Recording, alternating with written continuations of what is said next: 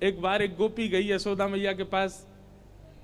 मैया तो जाके बोली, मैया मेरे घर में सत्यनारायण भगवान की पूजा है आ रही है।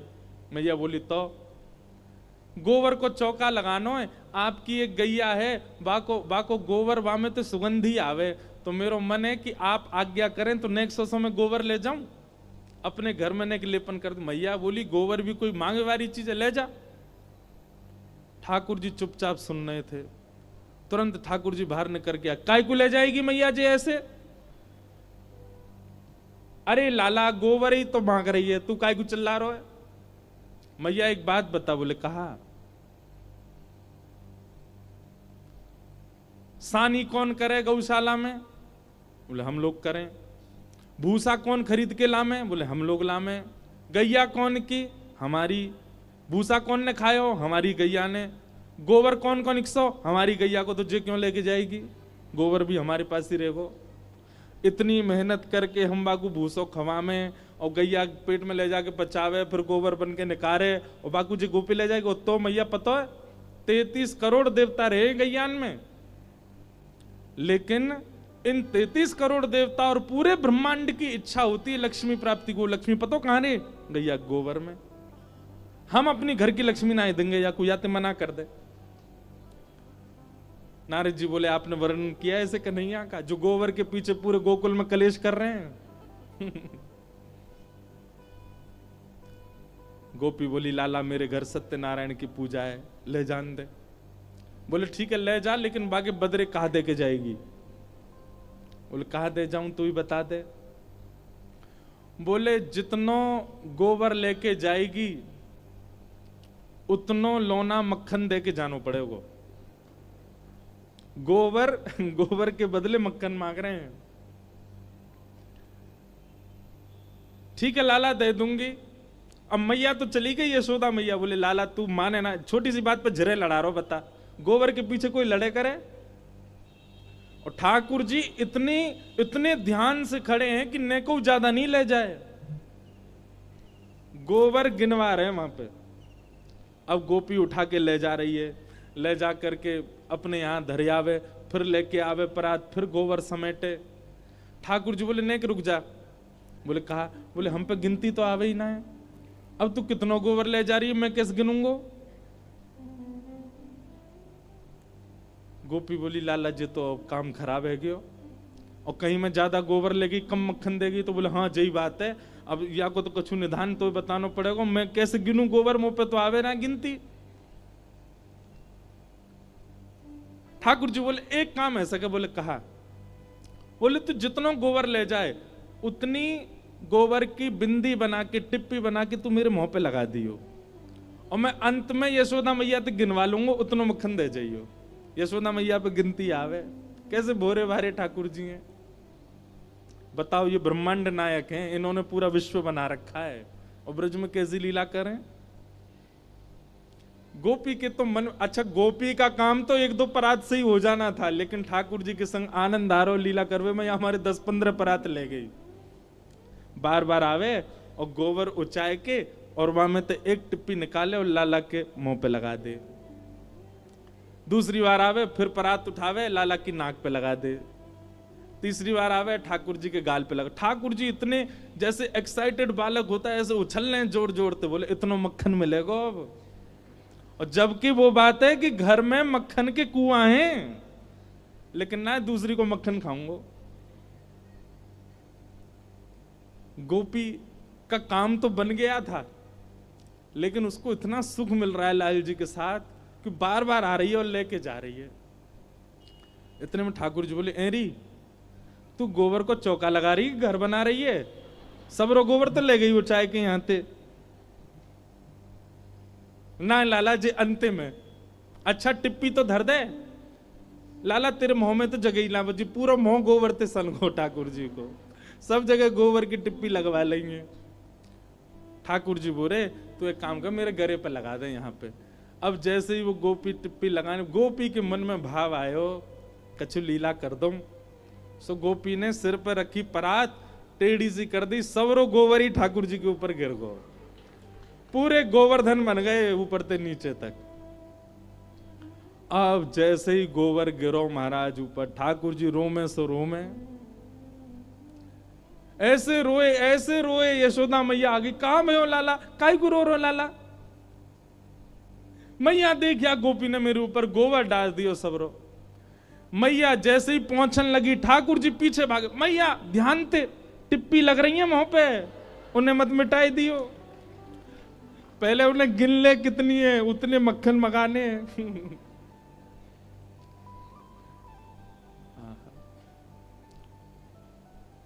कैसे कोई प्रेम ना करे इतने ऐसे स्वभाव वालों से। और वही नारद जी महाराज कह के जा रहे हैं, बताओ आपने ऐसी लीलाओं का कहीं वर्णन किया जहां परमात्मा श्री कृष्ण, परब्रह्म श्री कृष्ण, त्रिलोकीनाथ, जगत नियंता श्री कृष्ण ऐसी लीला कर रहे हैं?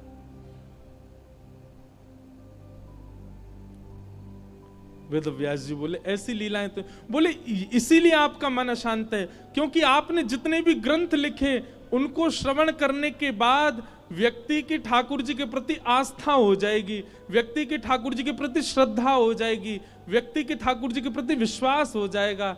पर ऐसा कुछ लिखिए जिसके श्रवण के बाद व्यक्ति का ठाकुर जी के प्रति प्रेम हो।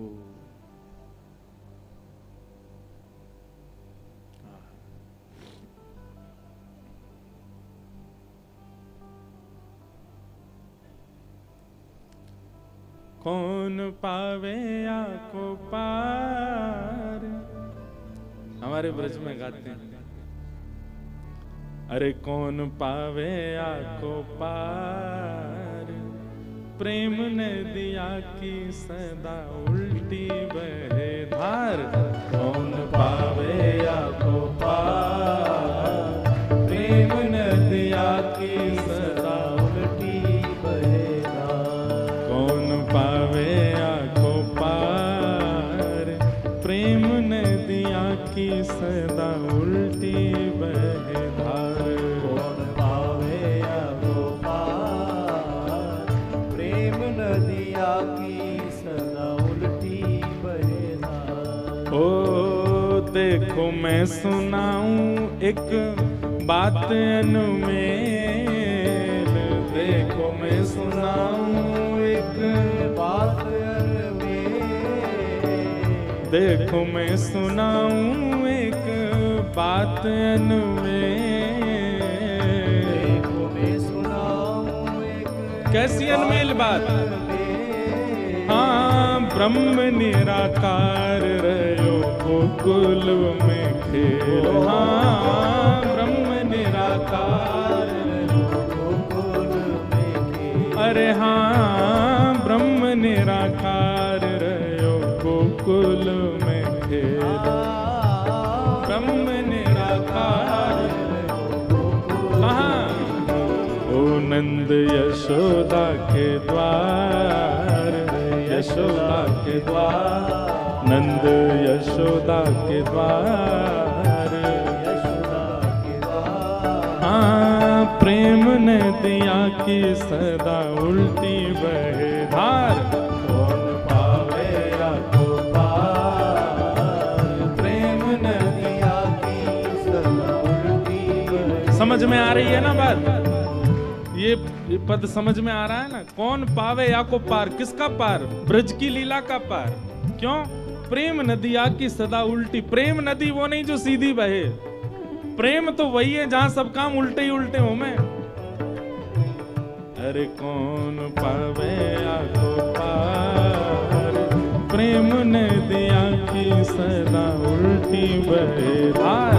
कौन पावे आको पार, प्रेम नदिया की सदा उल्टी बहे धार। कौन पावे आको पार, प्रेम नदिया की सदा उल्टी बहे धार।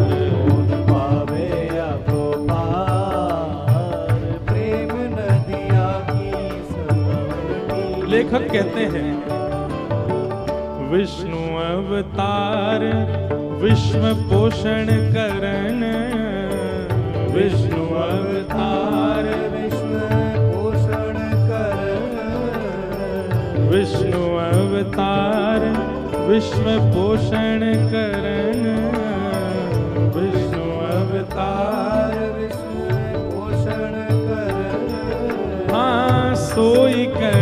चोरियां अहिर भरन। सोई कर चोरियां अहिर भरन। ओ सोई कर चोरियां अहिर भरन। सोई कर चोरियां अहिर। कैसे? निज प्रभुता विसार, प्रभुता विसार, निज प्रभुता विसार, प्रभुता विसार। हाँ प्रेम नदिया की सदा उल्टी बहधार। कौन पावे आपको पार, प्रेम नदिया की सदा उल्टी बहधार। अरे कौन पावे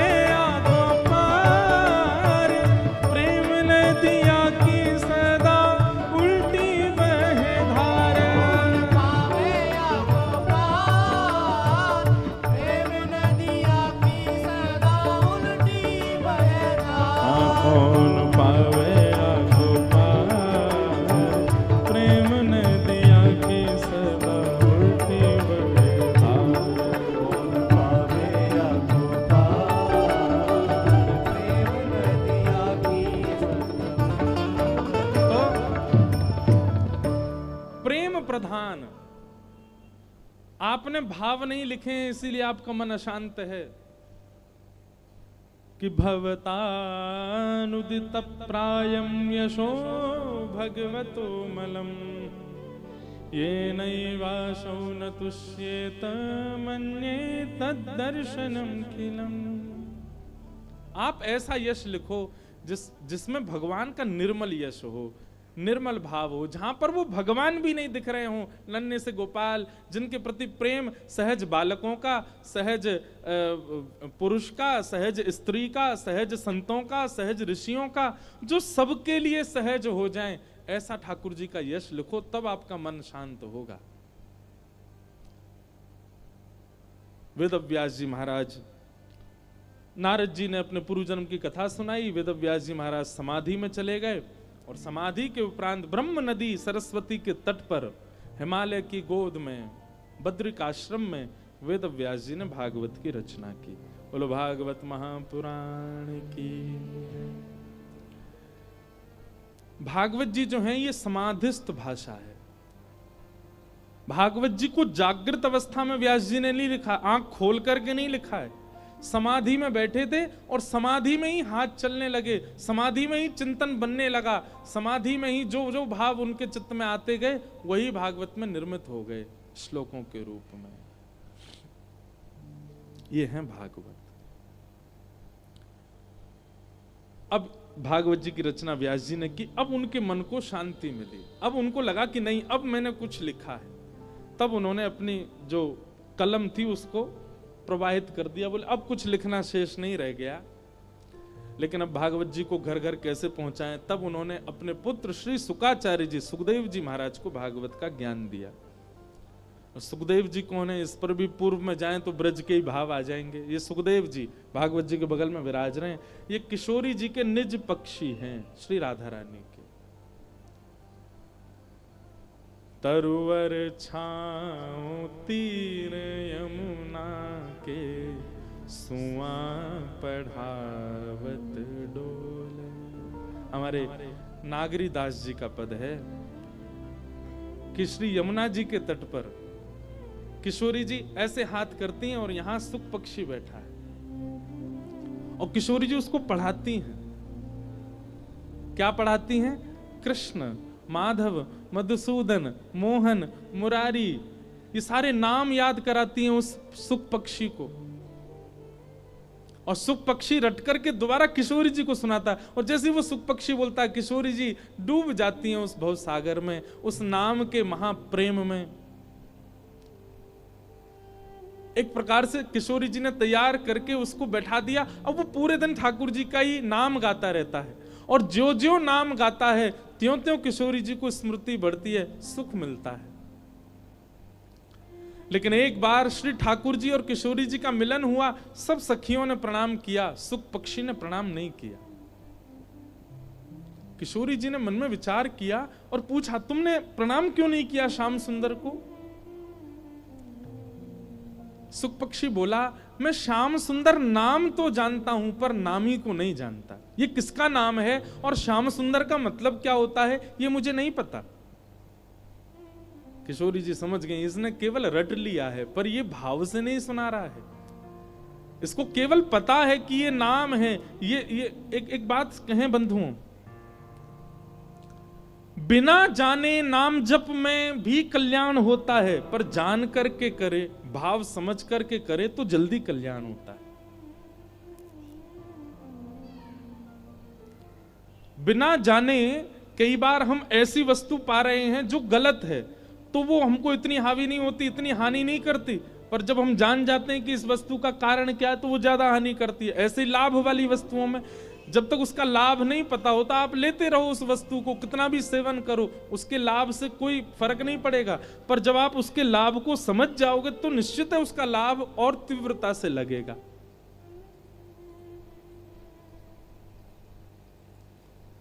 बिना जाने श्री जी और ठाकुर जी को आप नाम गाओगे तो कल्याण तो हो जाएगा, पर जान करके गाओगे तो और भाव बढ़ेगा। किशोरी जी ने सुख पक्षी से कहा कि अब तो यदि मेरे संग रहनो है, तो यदि मेरे पास रहनो है, तो पहले जिनको नाम गा रहो है इनको जान के आ। तब किशोरी जी के ही सुख पक्षी श्री सुखदेव जी के रूप में आए। वेद व्यास जी के यहाँ उनका जन्म हुआ। 12 वर्ष मैया के गर्भ में रहे। वो कथा बड़ी है, महादेव से अमर कथा आदि सुनी, सब भाव हैं। आज सुखदेव जी महाराज को वेद व्यास जी ने भागवत का ज्ञान दिया, और भागवत का ज्ञान देने के बाद अब पूर्ण रूपेण शुकाचार्य जी तैयार हैं पुनः किशोरी जी की सेवा में जाने के लिए। ठाकुर जी को जान गए हैं, परंतु किशोरी जी के सामने पहुंचने से पहले चाहते हैं कि जो मुझे प्राप्त हुआ किसी को देख करके देख तो लूं कि स्पष्ट प्राप्त हुआ है कि नहीं। और तभी उनको एक प्यासा मिल गया जिसका नाम है परीक्षित। और शुकाचार्य जी ने गंगा जी के तट पर बैठ करके परीक्षित जी महाराज को वही भागवत का ज्ञान दिया जो उनके पिता ने सुखदेव जी को दिया। और परीक्षित की गति से शुकाचार्य जी संतुष्ट हो गए कि अब श्री जी मोह स्वीकार कर लेंगे। और ऐसा अब कहीं वर्णन हो, कहीं भाव हो तो विद्वान जन इस बात को अंकित करें, पर शायद जितना मैंने अपने गुरुजनों से सुना, श्री शुकाचार्य जी ने एक कथा की और एक कथा के बाद श्री सुखदेव जी कहां विराज रहे, कहां गए, कहां दर्शन हुआ, इसका कहीं और वर्णन नहीं मिलता, क्योंकि वो निश्चित ही श्री जी की सेवा में है, श्री जी के सन्मुख है। हमारे सुख संप्रदाय श्री जयपुर में इस बार जहां प्रथम बार भक्तमाल करने का अवसर मिला, सरस कुंज, वो सुख संप्रदाय ही है। वहां शुकाचार्य जी के ही भाव से आगे संप्रदाय चल रही है। पर श्री शुकाचार्य जी ने एक बार कथा सुनाने के बाद फिर वो श्री जी की सेवा में ही चले गए, सुख सखी के रूप में।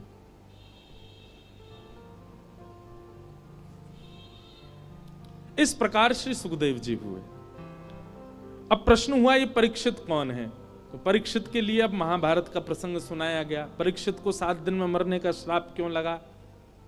तो हम कथा सूक्ष्म में सुना देते हैं। महाभारत का प्रसंग है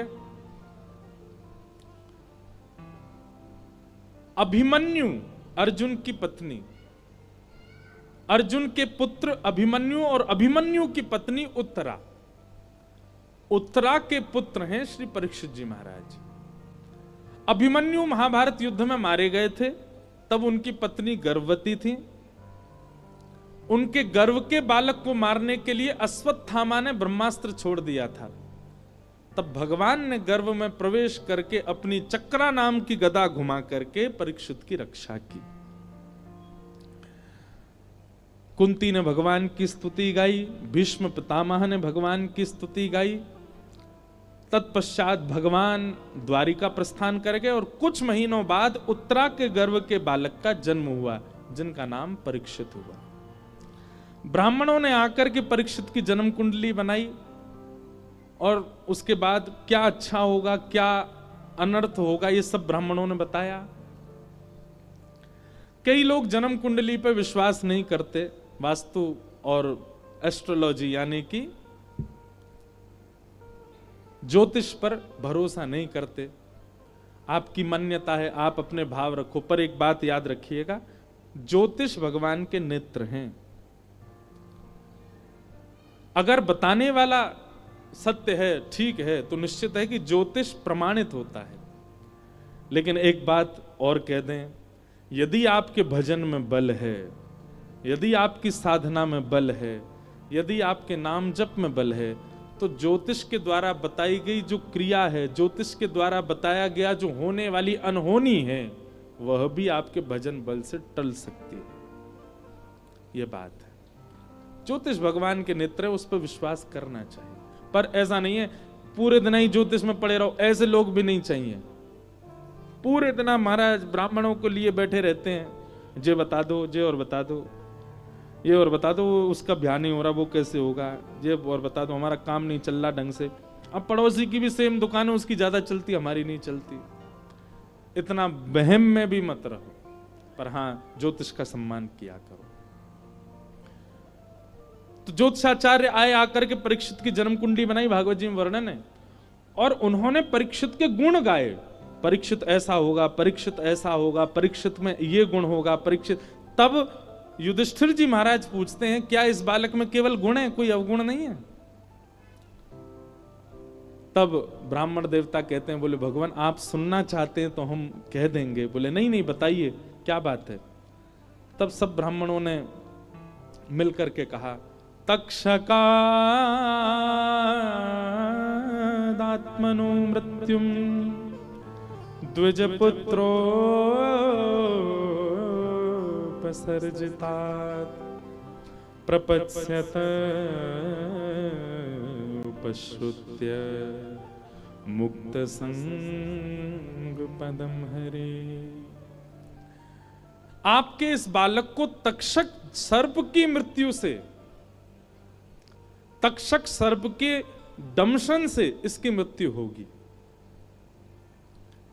हमारे शास्त्रों में और कई ऋषिजनों ने भी ऐसा उल्लेख किया, बड़े जन भी कहते हैं, सर्प के दंशन से मरने वाले व्यक्ति को स्वर्ग मिल जाएगा, पर उसको मुक्ति नहीं मिलती।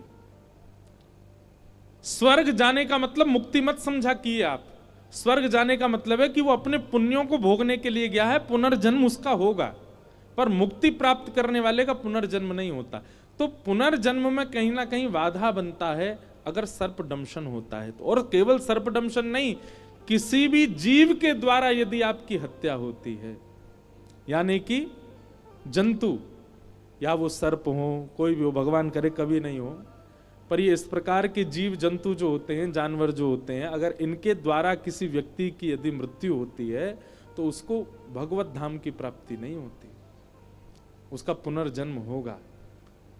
परंतु ध्यानपूर्वक सुनिएगा, जीव जंतुओं के द्वारा भी यदि किसी की मृत्यु हो गई हो और उसके निमित्त यदि श्रीमद् भागवत जी का अनुष्ठान हो जाए तो वो अपनी पुनर्जन्म की स्थिति से मुक्त होकर के भगवत धाम की प्राप्ति कर सकता है। भागवत जी में सामर्थ्य है कि वो सर्प दंशन से मरने वाले व्यक्ति को भी मुक्त कर सकती है।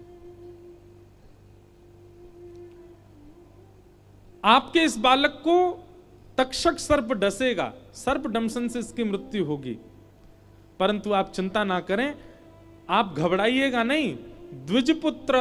द्विजपुत्रोपसर्जित, ब्राह्मण के श्राप से इसको सर्प डसेगा, पर प्रपत्स्यता उपश्रुत्य मुक्त संग पदम हरे। एक गुरु इसके जीवन में ऐसे आएंगे जिन गुरु के आश्रय में आकर के ये परम पदवी को प्राप्त करेगा, भगवान के श्री चरणों की प्राप्ति इसको होगी। इसलिए आप घबराना मत कि सर्पदंशन से इसकी मृत्यु होगी। पांडव सब सुन करके दुखी भी हुए लेकिन आनंद भी हुआ कि चलिए कोई बात नहीं, सर्प डसेगा पर एक गुरु की कृपा से मुक्त तो हो जाएगा ना, कम से कम इसको पुनरपि जन्म वाले चक्कर में नहीं पड़ना पड़ेगा। इस प्रकार ब्राह्मणों ने परीक्षित का नामकरण आदि और कुंडली आदि बनाई। और उसके बारे में बताया। तत्पश्चात कुछ ही साल बीते थे। कुछ साल बाद एक दिन अर्जुन ने आकर के सब पांडवों को बताया कि भगवान श्री कृष्ण अपनी लीला पूरी करके स्वधाम चले गए। उसी दिन पांडवों ने भी अपनी गद्दी का त्याग कर दिया और नन्हे से परीक्षित को ही राज्य गद्दी पर बिठा करके मुकुट पहना दिया। पांडव सब स्वर्गारोहण को चले गए। परीक्षित ब्राह्मणों के नेतृत्व में धीरे धीरे बड़े हुए, उनका ब्याह हुआ, जन्मेजय आदि कुछ पुत्र हुए। एक दिन परीक्षित भ्रमण कर रहे थे, तब उनको कलयुग मिला।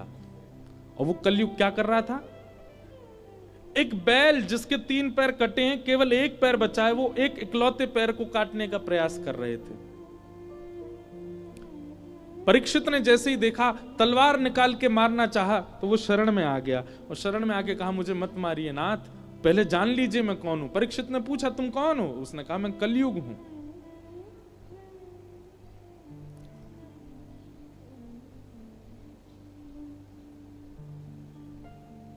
श्रीमद् भागवत जी में 2 महात्म्य हैं। एक महात्म्य की कथा तो हमने पहले दिन सुनी।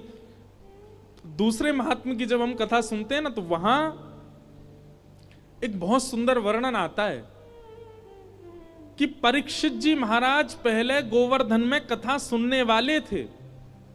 सुखदेव जी से भी पहले कथा एक बार गोवर्धन के कुसुम सरोवर पर हो रही थी और वो कथा स्वयं श्री उद्धव जी महाराज सुना रहे थे और उस कथा का नियोजन, प्रयोजन और आयोजन भगवान के परपौत्र वज्रनाभ ने करवाया था।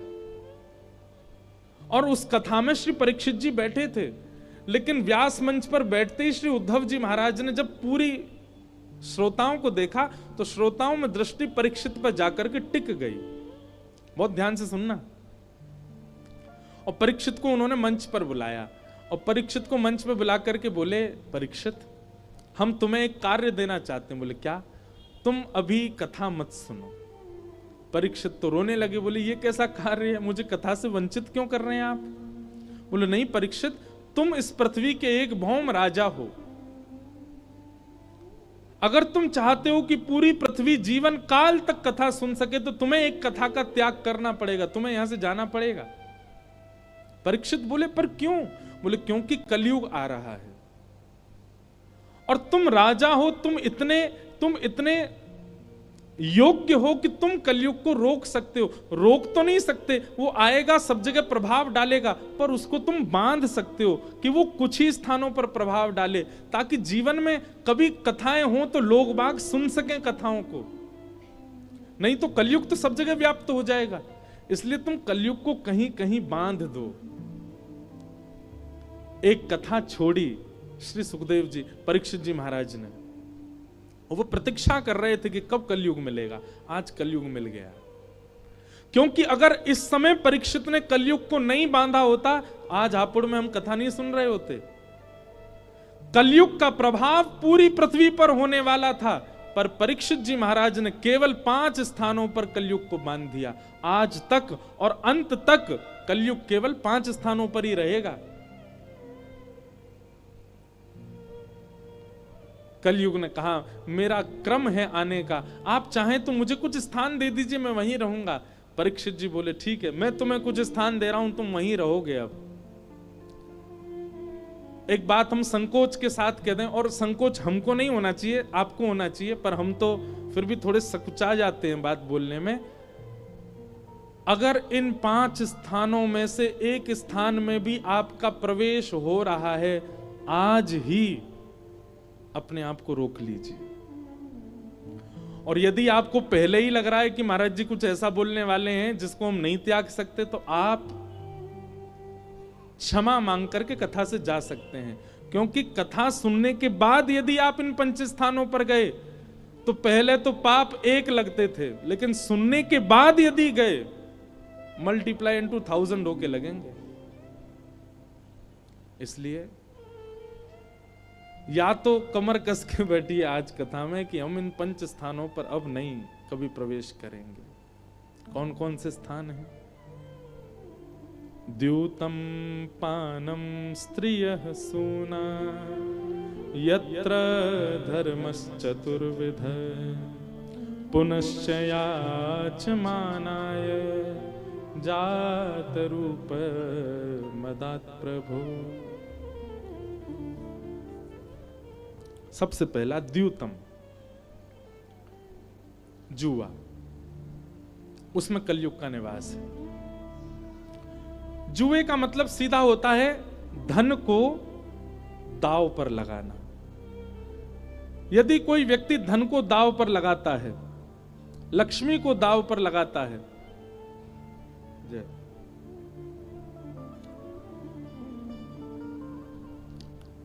बोलो गंगा मैया की जय।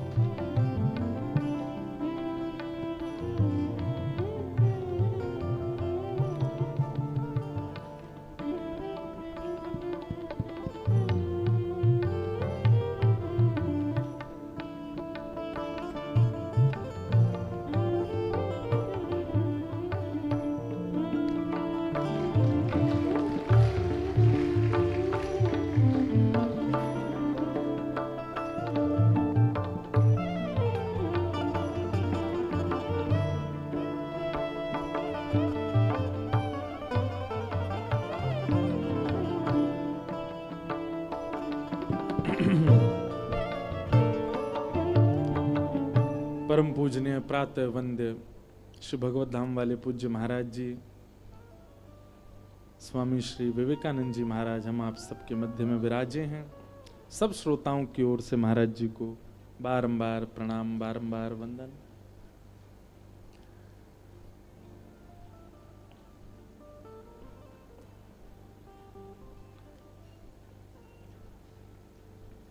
द्यूतम, जुआ, धन को जहां भी दांव पर लगा दिया जाता है उन सब में कलयुग का निवास। दूसरा, पानम, मद्यपान और किसी भी व्यसन वस्तु का पान सेवन, उसमें कलयुग का निवास है। जिससे आपका व्यसन प्रधान होता है, ऐसी किसी भी वस्तु को आप लेते हैं तो उसमें कलयुग का निवास है।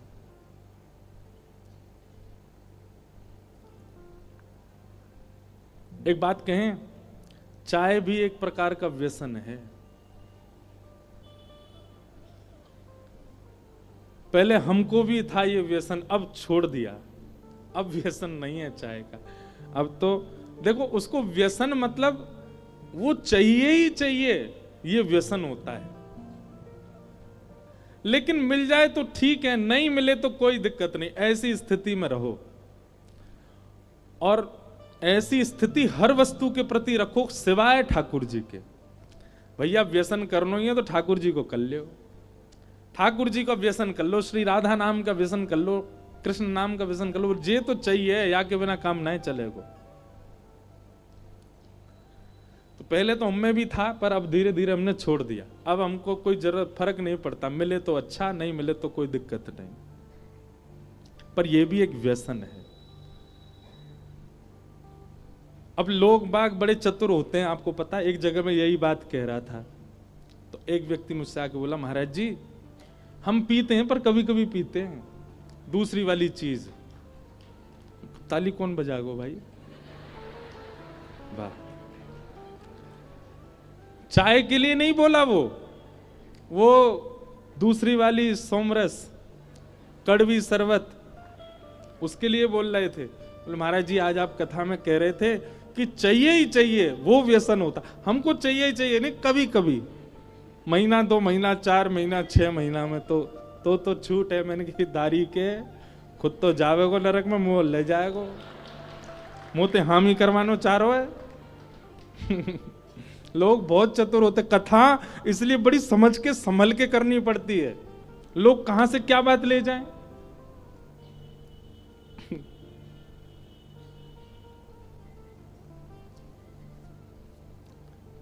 उसके लिए तो स्पष्ट भागवत जी मना करते हैं, उसके लिए तो स्पष्ट शास्त्र मना करते हैं। हम तो छोटे व्यसनों की बात कर रहे हैं, जैसे चाय, जैसे कॉफी, जैसे ये कुछ ऐसे व्यसन हैं जो मिले ना मिले चले, ठीक है। वो तो बहुत बड़ा वाला व्यसन, वो साल में एक बार भी अलाउ नहीं है, जीवन में एक बार भी अलाउ नहीं है, नहीं करना। पानम, सीधी बात है कि देखो वो वस्तु पवित्र नहीं है। चाय में तो फिर भी दूध है, चीनी है, अदरक आदि है, ठीक है, थोड़ा बहुत नुकसान तो होता ही है उससे, पर अपवित्र तो नहीं, वो तो अपवित्र ही है। आपका चित्त, आपकी जिह्वा, आप इससे कृष्ण भी बोलते हो, आप इस जिह्वा से राम भी बोलते हो, राम कृष्ण, इस जिह्वा से श्री राधा भी बोलते हो। मतलब आपकी जीव जब श्री राधा बोलती है तो आपकी जिह्वा ही कीर्ति मैया का रूप धारण कर लेती है, तभी श्री राधा नाम का जन्म होता है। आप जब कृष्ण बोलते हैं, आपकी जिह्वा ही यशोदा मैया है, तभी कृष्ण प्रकट होते हैं जीव पर। आप जब राम बोलते हैं, आपकी जिह्वा ही कौशल्या मैया है। यह दायित्व है आपका कि आपकी जीव पर कोई अशुद्ध वस्तु ना जाए, क्योंकि नाम विराजमान हो चुका है इस जीव पर। और चित्त जो है ये भगवान का देवालय है, यहां ठाकुर जी विराजते हैं, मन में ठाकुर जी विराजते हैं। कितने भजन सुन लो, कितने पद सुन लो, सब जगह ये लिखा, कहां बैठे हैं ठाकुर जी? मन में बैठे हैं। और स्वयं भगवान गीता में कहते हैं, ईश्वरः सर्वभूतानां हृदय सेर्धुन तिष्ठति। हे अर्जुन, मैं सभी के हृदय में बैठा हूं। हम क्यों ऐसी वस्तु सेवन करें जो ठाकुर जी को निवेदित नहीं हो सकती? पानम, इसलिए उसमें पानम के अंदर मांस भक्षण भी आ जाता है। मांस भी नहीं खाना चाहिए, मांस भी नहीं खाना, अंडा भी नहीं खाना, आदि आदि ये सब दूषित वस्तु नहीं खानी। प्याज लहसुन खाने से पाप नहीं लगता, पर ठाकुर जी के प्रेमी जन, क्योंकि ठाकुर जी का भोग नहीं लगता इसलिए उसका परहेज करते हैं, उसको नहीं पाते, उसका त्याग करते हैं।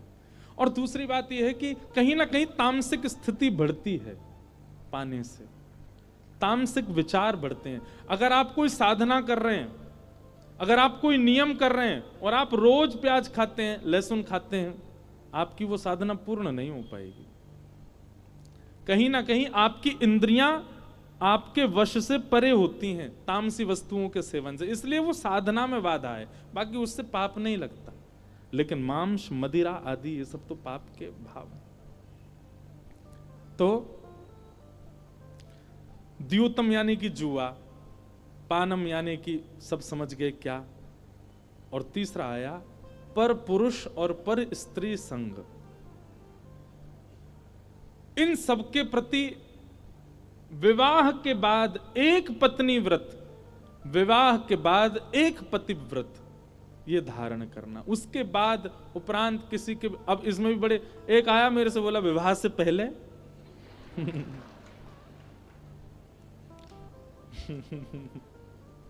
विवाह के बाद ही तो एक की बात है। बहुत चतुर है संसार के लोग, हमको क्योंकि चतुरानंद ने बनाया है ना, ब्रह्मा जी ने बनाया, इसलिए हमारी बुद्धि चतुर बहुत है। तो एक पत्नी व्रत, पर स्त्री पर पुरुष के प्रति यदि आपका भाव भी जाता है तो कलयुग आप पर असर करेगा।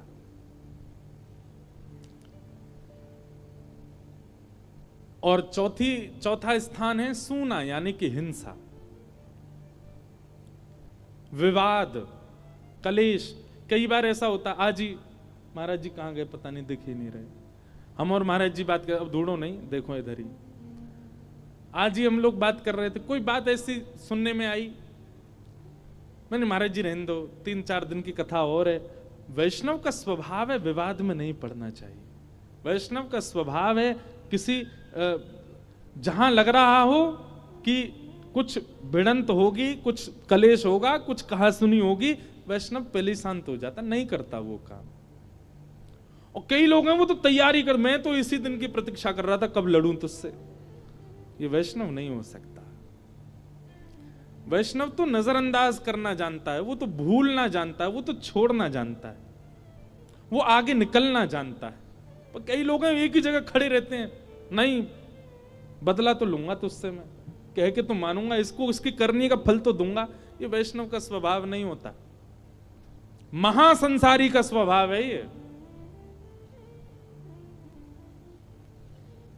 भक्त तो लेट गो करता है, ठीक है जान दो यार, ठीक है जो हुआ सो, ठाकुर जी सब देखेंगे, ऐसे बन जाओ।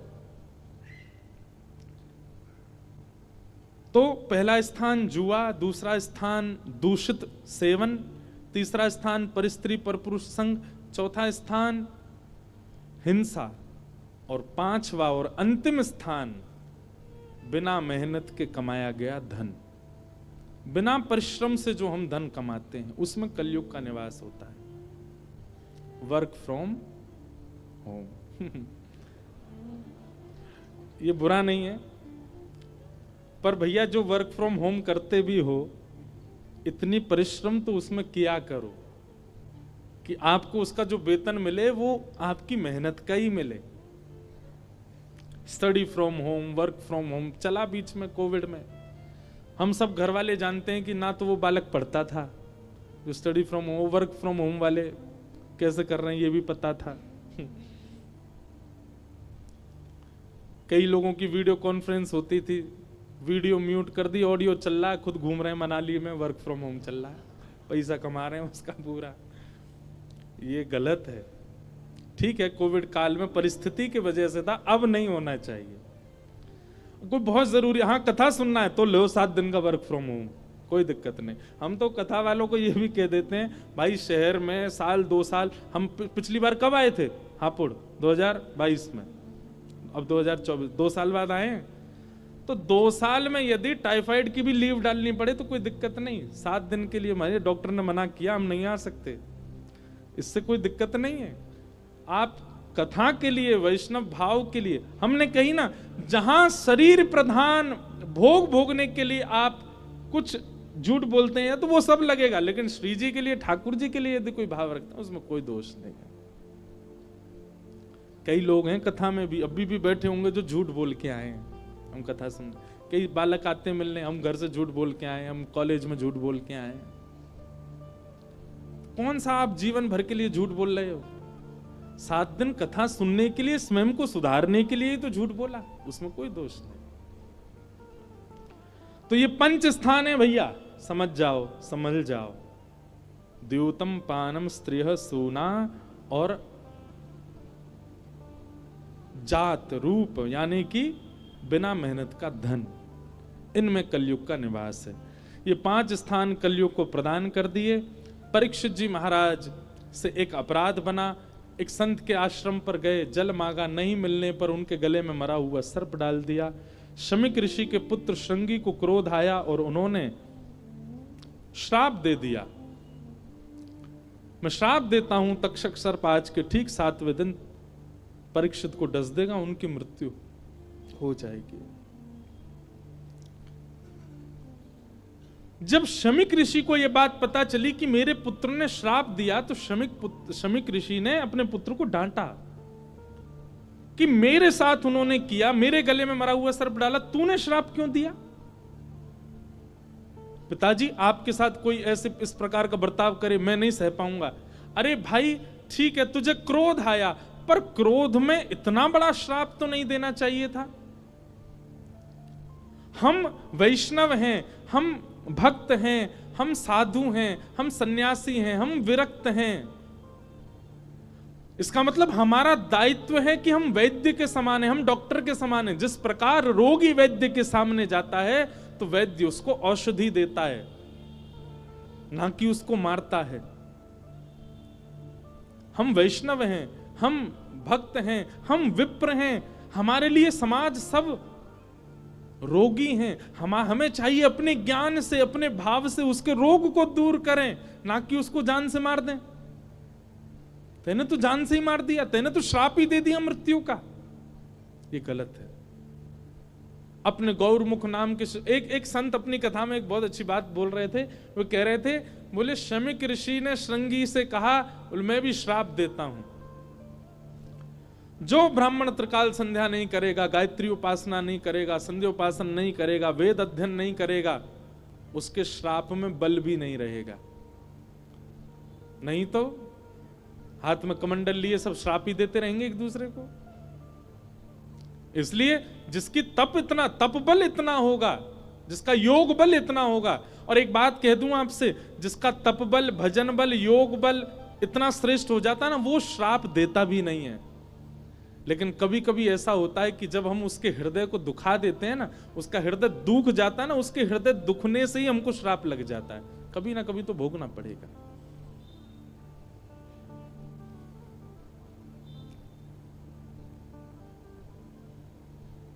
गौरमुख नाम के शिष्य ने जाकर के परीक्षित को बता दिया, महाराज आपको 7 दिन में मरने का श्राप लगा है। परीक्षित जी महाराज अपने पुत्र जन्मेजय को गद्दी पर बिठा करके वन में चले गए, और वन में जाकर के उन्होंने अपनी मुक्ति का उपाय खोजा। तब वहां श्री सुखदेव जी महाराज आए। बोलो सुखदेव जी महाराज की। हाथ जोड़ करके सब लोग प्रणाम करो। तत्रा भवद भगवान व्यास पुत्रो यदेच्छया कामटमानो नपेक्ष अलक्षलिंगो निजलावतुष्टो व्रतस्य बालैरवधूत भेष। बोलो सुखदेव जी महाराज की। श्री सुकाचार्य जी महाराज आए। परीक्षित जी ने चरणों में प्रणाम करके कहा, 7 दिन में मेरी मृत्यु होने वाली है, कृपा करके भगवान मुझे मुक्ति का उपाय बताइए। और यहां से श्री अब सुखदेव जी महाराज बोलना प्रारंभ कर रहे हैं। सुखदेव जी कहना प्रारंभ करते हैं। मूल भागवत अब यहीं से प्रारंभ होती है, उसमें हम लोग प्रवेश करें।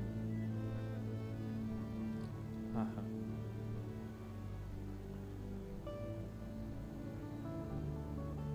वरीयाने शते प्रश्न क्रतो लोकहितं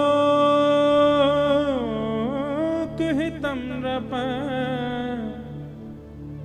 आत्मवित् सम्मतः पुंसां श्रोतव्या दिशु पर। बहुत सुंदर। हमने पता है कम से कम 2 दिन की कथा सुना दी पिछले 20 मिनट में। बहुत जल्दी सुनाई, इतने सुंदर सुंदर भाव, सबको विराम दे दिया।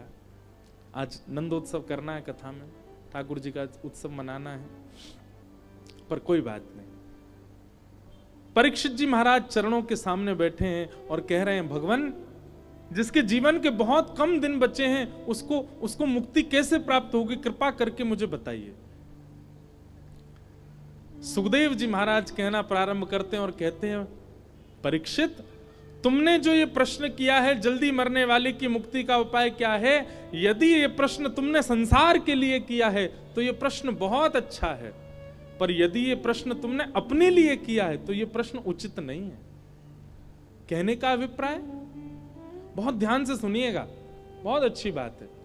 सुखदेव जी कहते हैं, संसार के लोगों के लिए अगर ये प्रश्न तो उचित है, तुम्हारे लिए उचित नहीं है। क्यों? परीक्षित, तुम पांडवों के वंशधर हो। तुम जब गर्भ में थे तब भगवान ने आकर के तुम्हारी रक्षा की थी। चाहते तो उसी समय ब्रह्मास्त्र तुमको नष्ट कर देता मातृ गर्भ में, पर भगवान ने आकर के तुमको गर्भ में बचाया। तो इसका मतलब क्या है? तुमने भगवत दर्शन किया है। भले तुमको याद नहीं, मातृगर्भ का किसको याद रहता है, पर मातृगर्भ में तुमने भगवान का दर्शन किया। और तुम्हारे पूर्वजों के इतने सत्कर्म हैं पांडव, क्योंकि उनके संग भगवान रहते थे, तो कहीं ना कहीं इन सब के प्रभाव से मुक्ति तो तुमको मिल ही जानी है। इसलिए यह प्रश्न तुम्हारे लिए उचित नहीं है कि मुक्ति का उपाय बताओ। पांडवों के वंशधर होने की वजह से तुमको मुक्ति मिल जाएगी, क्योंकि वे सब भक्त थे, भगवान के संगी थे। तुम मातृगर्भ में भगवान का दर्शन कर चुके हो, इसलिए भी तुमको मुक्ति मिल जाएगी। और तीसरी बात, तुमको 7 दिन में मरने का श्राप लगा है, और मुक्ति के लिए 7 दिन की आवश्यकता नहीं होती। 7 घंटों की आवश्यकता नहीं होती, 7 क्षणों की आवश्यकता भी नहीं होती, केवल एक क्षण। व्यक्ति ने जीवन भर पाप किया, लेकिन अंतिम श्वास लेते समय यदि वो सुन ले राम, यदि वो सुन ले श्री कृष्ण, यदि वो सुन ले श्री राधा, यदि वो सुन ले नारायण, निश्चित है उसकी मुक्ति हो जाएगी। उसके जीवन भर के सारे चैप्टर क्लोज कर दिए जाएंगे। ये एक बहुत बड़ा अद्भुत बात है हमारे यहाँ की, कि जीवन में हमने क्या किया वो सब मायने रखता है, लेकिन अंतिम काल में, अंतिम क्षण यानी अंतिम श्वास में यदि हमने भगवान नाम ले लिया तो जीवन के भयानक से भयानक पाप भी हों वो सब नष्ट माने जाते हैं। लेकिन ये सुनने में जितना सरल है उतना ही कठिन है। क्यों? जन्म जन्म मुनि जतन कराही, अंत काल अंत नाम प्रभु आवत नाही। पता नहीं क्या होता है, अब ये तो भैया एक्सपीरियंस जब होगा तभी पता चलेगा, लेकिन अंतिम श्वास जब निकलने वाली होती है उस समय सब याद आ जाते हैं, ठाकुर जी की याद नहीं आती, भगवान नाम नहीं निकलता मुख से। आपको बेटा याद आ जाएगा, नाती याद आ जाएगा, बहू याद आ जाएगी, अपने पूर्व के संबंध याद आ जाएंगे, नाना नानी दादा दादी सब याद आ जाएंगे। लेकिन उस काल में ऐसा कितनी बार शास्त्रों में प्रमाणित किया गया कि अंतिम काल में भगवान नाम याद नहीं आता, बस पता नहीं क्या होता है बुद्धि को कि उसी समय वो वृंदावन को भूल जाती है, राधा रमण जी को भूल जाता है, किशोरी जी को भूल जाता है। इसीलिए हमारे यहां कहते हैं क्या, इतना नाम जप करो, इतना किशोरी जी को ध्याओ, इतना वृंदावन जाओ, इतने संत जनों की प्रार्थना करो, इतनी रज माथे से लगाओ, इतना यमुना का दर्शन करो, इतना ब्रज को अपने चित्त में बसा लो कि बाकी सब भले भूल जाएं, ब्रज नहीं जावे चित्त से, सदा ब्रज की स्मृति बनी रहे। इतना आपने यदि जीवन भर में किया होगा, संख्या से अधिक मात्रा यदि पहुंच गई होगी, तो अंतिम काल में ब्रज याद आ ही जाएगा, श्री कृष्ण याद आ ही जाएंगे, किशोरी जी याद आ ही जाएंगे। लेकिन महाराज ब्रज जाना ही शुरू किया 60 वर्ष के बाद, किशोरी जी को भजना ही शुरू किया 65 वर्ष के बाद, लाल जी को प्रार्थना करना ही शुरू किया एक पूरा समय निकल जाने के बाद, तो फिर अंत काल में कैसे याद आ सकते हैं? जपात सिद्धिर जपात सिद्धिर जपात सिद्धिर न संशय।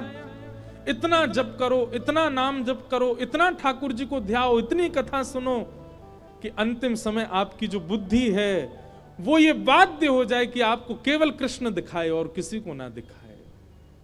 बुद्धि में भर लो ठाकुर जी को, रोम रोम भर जाए श्री कृष्ण से। नहीं तो भैया जीवन भर की कथाएं सब व्यर्थ हो जाएंगी, अंत काल में केवल वो याद आएंगे जिनको हृदय से बजा था। अच्छा, नृसिंह पुराण में एक बराह पुराण में एक बात कहते हैं, बराह पुराण में कहते हैं कि यदि व्यक्ति ने मेरा बहुत भजन किया, ठाकुर जी कह रहे हैं मेरा बहुत स्मरण किया, मेरा बहुत नाम ध्याया, खूब वृंदावन गए, खूब कथाएं सुनी, लेकिन किसी कारण से अंतिम काल में यदि वो मुझे याद नहीं कर पाया, तो उसके जीवन भर की स्मृति के प्रभाव से उसके अंत काल में मैं उसको याद कर लेता हूं, मैं उसका स्मरण कर लेता हूं। तो भैया कम से कम इतनी मात्रा तो कर लो कथाओं की, वृंदावन की, किशोरी जी की, ठाकुर जी की, कि ठाकुर जी अंत काल में याद कर ले, ठाकुर जी अंत समय में याद कर ले। इतना भजन तो हमारा नहीं है कि हमको ठाकुर जी की याद आ जाए, कम से कम इतना तो ठाकुर जी को कर लो कि ठाकुर जी याद कर लें। मेरा सुमिरन हरि करें मैं पावा विश्राम, मेरा सुमिरन हरि करें मैं पावा विश्राम। हरि नाम से तेरा काम बनेगा, हरि नाम से तेरा काम बनेगा। ना बन गया आप लोगों का काम। दे स्वर से ही पता चल रहा है कैसो काम बनेगो। अरे ने गाओ भाव से। हरि का भजन करो, हरि है हमारा। हरि का भजन करताल बजा के गा। हरि है हमारा। हरि का भजन करो, हरि है हमारा। हरि का भजन करो, हरि है हमारा। हे हरि नाम लेने वाला, नाम लेने वाला, हरि नाम गाने वाला, नाम गाने वाला। हरि का है प्यारा। हरि का भजन करो, हरि है हमारा। हरि का भजन करो भजन। हरि है हमारा। श्री राधा रमण लाल की।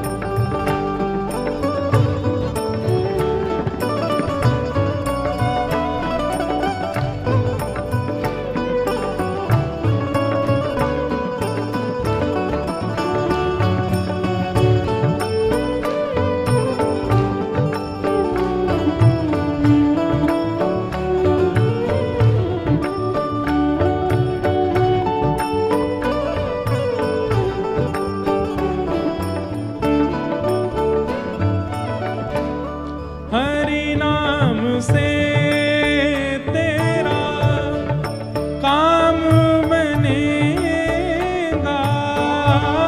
हरि नाम से तेरा काम बनेगा। हरि नाम ही तेरे साथ चलेगा। हरि नाम ही तेरे साथ चलेगा। हरि नाम लेने वाला, नाम लेने वाला, हरि नाम गाने वाला, हरि नाम गाने वाला। हरि का है प्यारा। हरि का भजन करो, हरि है हमारा। हरि का भजन करो, हरि है हमारा। हरि का भजन करो, हरि है हमारा।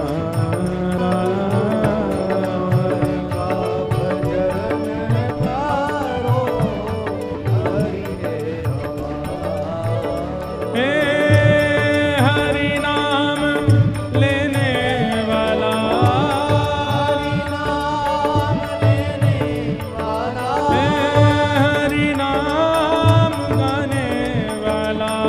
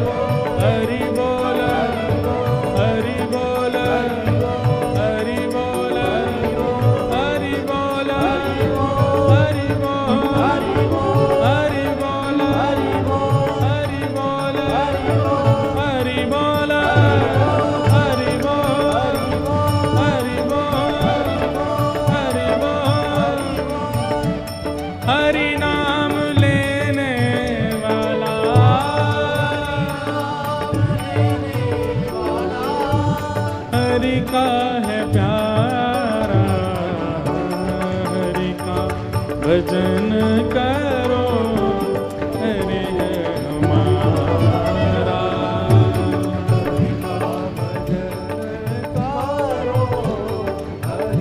अभी इस साल जगन्नाथ रसोत्सव हुआ हिसार में, और वहां छोटे छोटे बालकों ने जगाई मधाई की लीला दिखाई। महाराज जी, चैतन्य महाप्रभु अपने सब शिष्यों से कहते हैं, गांव में जाओ और भिक्षा लेकर के आओ।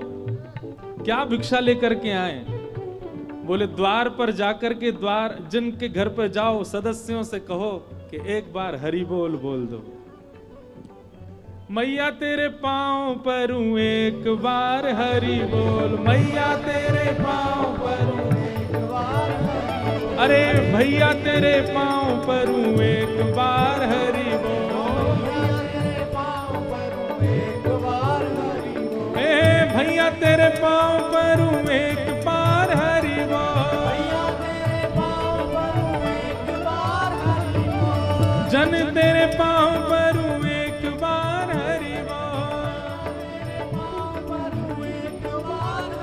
ए हरि बोल, हरि बोल, हरि बोल, हरि बोल, हरि बोल, हरि बोल, हरि बोल, हरि बोल, ए मैया तेरे पांव परूं एक बार हरि बोल, अरे मैया तेरे पांव परूं एक बार हरि बोल, हरि का भजन करो, हरि है हमारा, हरि का भजन करो,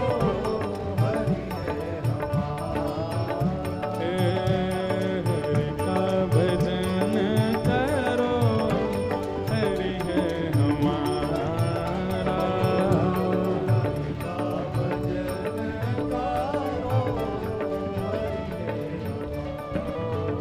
हे कोई कहे राधे श्याम, कोई कहे सीताराम, कोई कहे राधे श्याम, कोई कहे सीताराम, कोई कहे राधे श्याम, कोई कहे सीताराम, कोई कहे राधे श्याम, कोई कहे सीताराम, कोई गिरधर गोपाल, कोई राधा माधव लाल, कोई गिरधर गोपाल, कोई राधा माधव, कोई अंतर नहीं है। सीताराम कहो, राधे श्याम कहो, कोई अंतर नहीं है भैया, सब एक ही हैं। हमारे वृंदावन के एक महात्मा, उनके आगे कोई जाता, बाबा राधे श्याम, तो डंडा लेके भागते पीछे, राम राम बोलो, राम राम बोलो। बोले क्यों राम राम क्यों बोलो? बोले राम राम बोलने से राम जी भी याद आ जाते हैं, और रा से राधा, माँ से माधव, तीनों याद आ जाते हैं। दोनों में अंतर मत मानो, सब एक ही हैं। सनातन धर्म की सब एक ही हैं। कोई कहे राधे श्याम, कोई कहे सीताराम, कोई कहे राधे श्याम, कोई कहे सीताराम, ओ यही हरि दीन बंधु, यही हरि यही हरि करुणा सिंधु, यही हरि करुणा सिंधु, नमो बारंबार, हरि का भजन करो, हरि है हमारा, हरि का भजन करो, हरि है हमारा,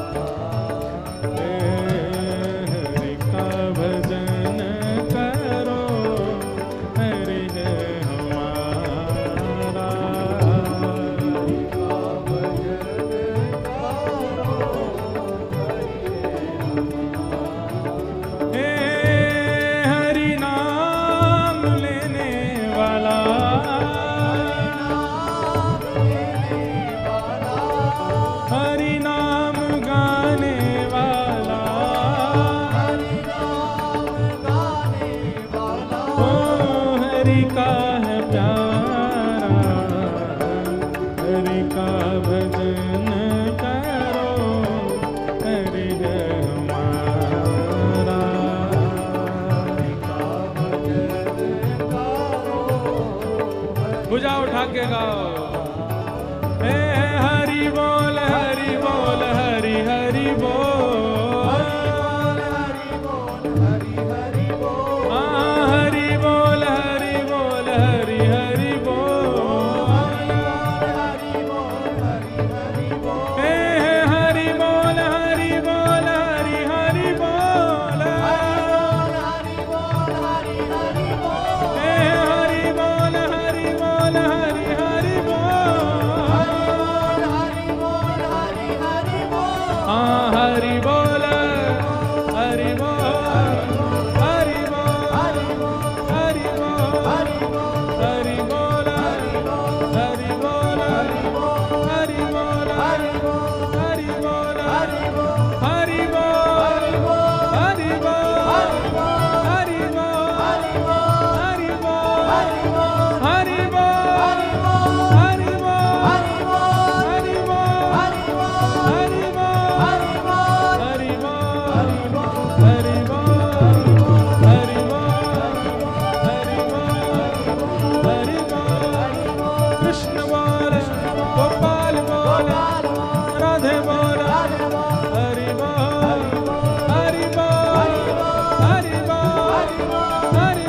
बोल हरि बोल हरि बोल हरि बोल हरि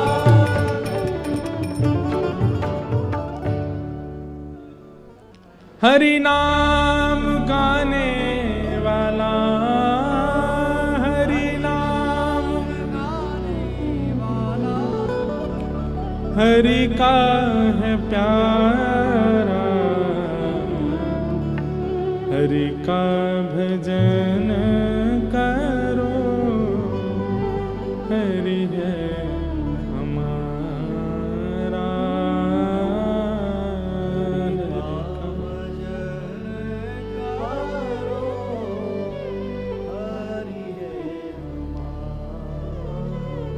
इसलिए भैया अंतिम क्षण को ध्यान रखो। हमें चिंता सब चीजों की हो जाती है, पर इसी की नहीं होती कि कहीं वो अंतिम क्षण तो नहीं निकल जाएगा हमारे हाथ से, उसमें भगवत भजन बने। उसके लिए अभी से हरि बोल, अभी से हरि को भजो, और इतना भज लो कि मन और कुछ दिखाए ही नहीं। अंतिम क्षण में बुद्धि साक्षात श्री राधारमण जी को ही प्रकट कर दे।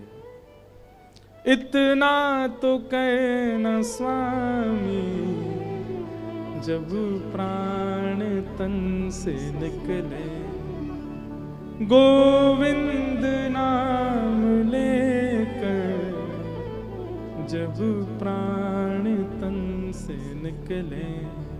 भैया जिस संसार को आप कमा कमा के दे रहे हो, जिस संसार के लिए जी रहे हो, ये तो आपकी मृत्यु के बाद केवल आपका चित्र रखेगा घर में। पिंडदान वगैरह कर देंगे आपके नाम से, कुछ सालों तक श्राद्ध चलेंगे, जब और बच्चे आगे आ जाएंगे तो वो आपको भूल भी जाएंगे, तो श्राद्ध व्राद्ध भी बंद हो जाएंगे। क्या करोगे फिर, क्या किया? इसलिए जीवन का हर क्षण श्री ठाकुर जी को अर्पित करो। कम से कम इस संसार के बाद ठाकुर जी तो रखेंगे अपने पास, हृदय से लगा के रखेंगे, खूब भजो उनको। और भैया वही में ही आपको सुख मिल रहा है, बिना दाल चावल के केवल पिंड मिले करेगो नीचे थे, पिंड दान होता है, करना चाहिए पितरों का, वो तो सब नियम है, पर उसी के प्रति ही आपकी आस्था ज्यादा है तो रहो, करो, बिल्कुल भजन मत करो, हमको क्या। लेकिन अभी भी समय है, इतना भज लो कि मन और कुछ दिखाई नहीं।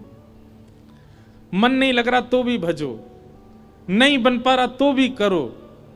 करत करत अभ्यास के मन मत होत सो जान, करो अभ्यास, इतना करो कि कुछ ना कुछ तो निकले। हम पर तो इतनी बड़ी कृपा।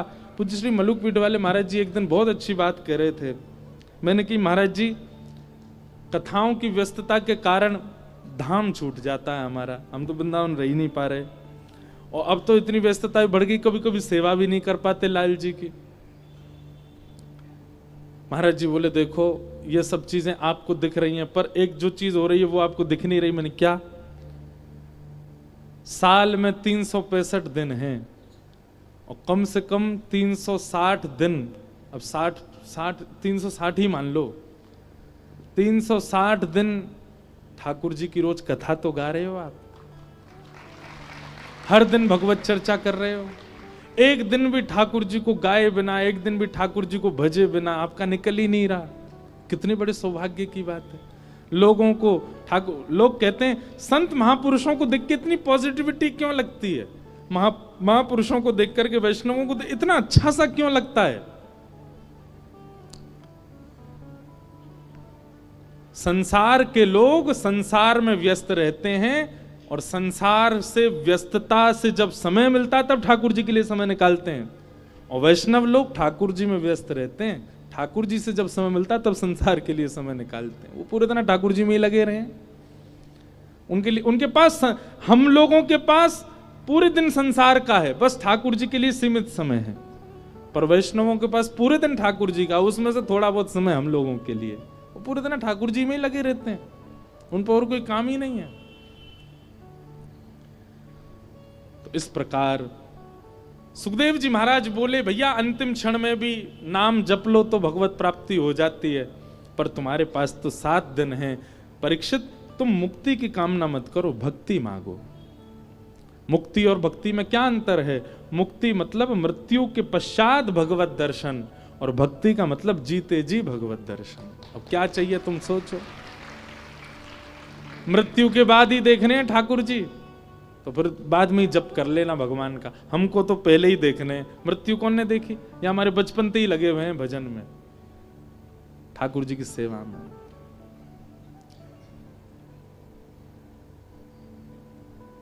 अब सुख